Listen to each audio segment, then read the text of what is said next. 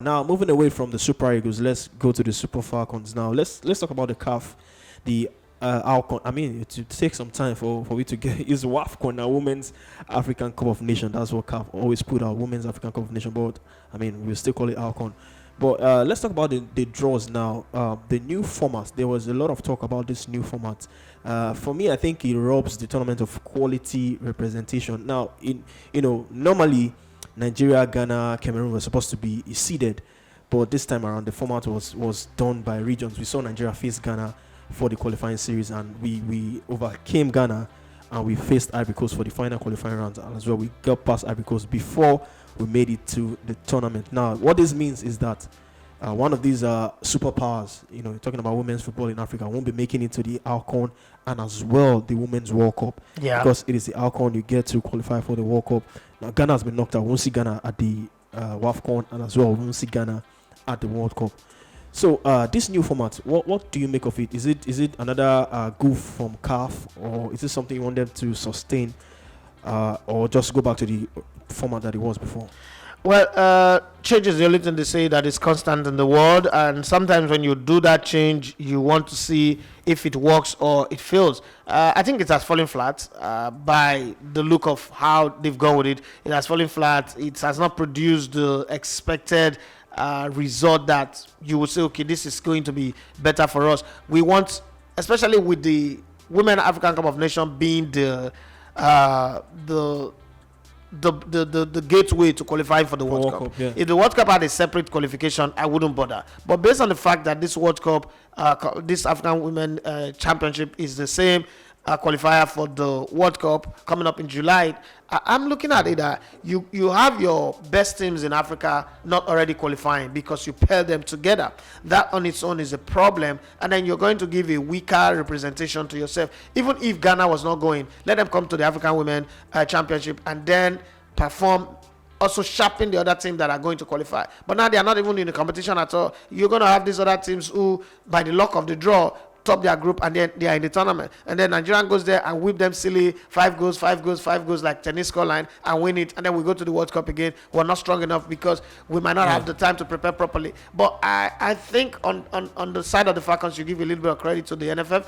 They've played some quality friendly matches. Losing 2-0 to Canada and a couple of days later playing 2-2 tells you how tough the team have become. And when you consider all of the captaincy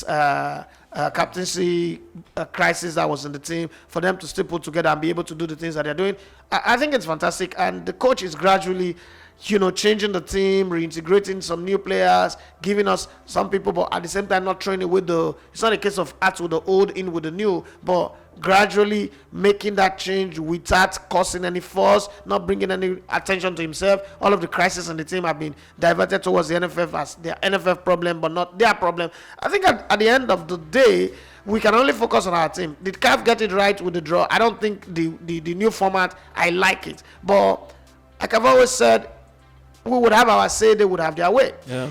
There is a thinking behind it.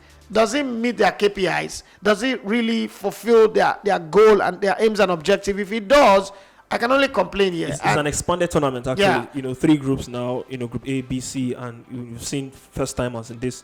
We'll be seeing first timers in this tournament as well. So maybe they wanted to give more teams the chance. So somehow, the idea is, instead of us focusing on the usuals, the Ghana, the Cameroon, the Nigeria, let's open the case in a bit and give some other people a chance for women football development. So on that front, if the focus is on development, I think CAF is winning because we're going to have new first timers here.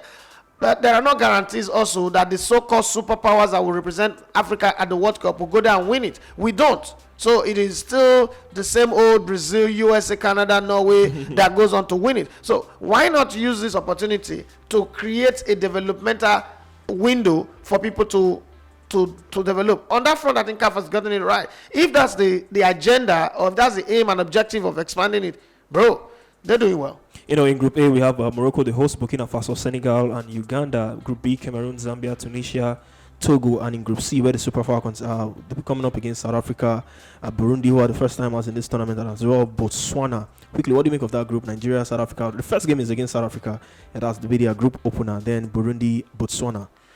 Well, Nigeria will have time to avenge their defeat to South Africa, but South South Africa will be buoyed with the fact that Nigeria is no longer as super as they used to be. Nigeria is no longer that team that will beat South Africa 5 goals or 9 goals or 7 or 8 or 6 goals to nothing anymore. South Africa have gone back to the drawing board and put the long-term planning to football. The other day I tweeted something because a governor, in aid of a governor, called me and asked me if we could come up with a plan that would give them 100 days in office result in football. And I told him, sir, if you want to develop football, don't put 100 days in office plan in place. It doesn't work. You have to put a long term. And I think that South Africa took that long term plan since 2010. They might not have the talent that we have. They might not have the quality that we have in terms of personnel. But if they put the structure right, they just might get it right somewhere. Let's not forget that in this same period, Mamelodi Sundowns had won the CAF Champions League. I've gone out to the finals of the CAF Confederations Cup as well. So somewhere they are doing something right. That's the thing that we have refused to do because we want quick result.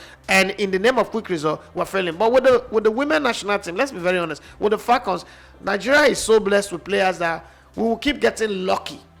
We'll keep goofing around but getting lucky because there is one player there in the US whose grandfather says, my dying wish is for you to play for the country. There's another one there whose desire to play for Nigeria is a lot more higher than desire to play for whatever country that she's born and bred. Until maybe the Pobasis of this world and Mokashi of this world again in women football will not come and say, the born in their abroad players are not needed in the team. For now, nobody's complaining about them. I think we should go. We might not produce players in the hunger of the Ikiri Okeseme, Florence Omagbemi, Messi Akide, Patience Avre, Kikelomo Ajayi, Maureen Madu, Perpetua Nkwocha, and the rest of them. But we have the greatest player to come out of Africa in Asisa Toshoala. Yeah. Does she come to the party when playing for the Falcons? I don't know what happens, but she's still the greatest player to ever play football, women football in Africa. She's the matter of African football, whatever you want to look at it, Miaham or whatever. But she's like the top one that we have, and she's still playing now. She's still relevant. If we can get the team together and get a support cast, what we had before in the time of food was that we had a full team from goal to attack, a full cast of players who will hold their own.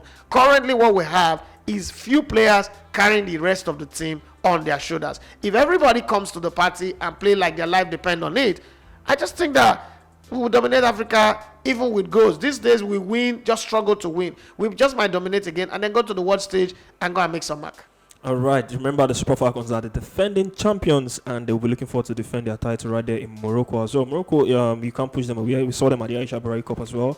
A good team. Technically, they played so well in Lagos, and they will be there's looking. No fasting in July. Yeah. So they'll be looking forward to winning it on home soil. So we're looking forward to first time a newly expanded African Women's Cup of Nations, and hopefully the Super Falcons get to do well in Morocco. You are listening to Elegbete TV Radio.